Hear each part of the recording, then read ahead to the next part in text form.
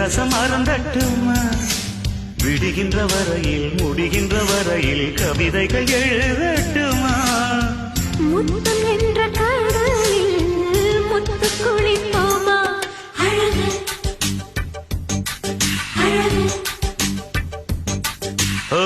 நீ நடந்தால் நடையழகு அழகு நெருங்கி வரும் இடையழகு அழகு வேலெறியும் விழியழகு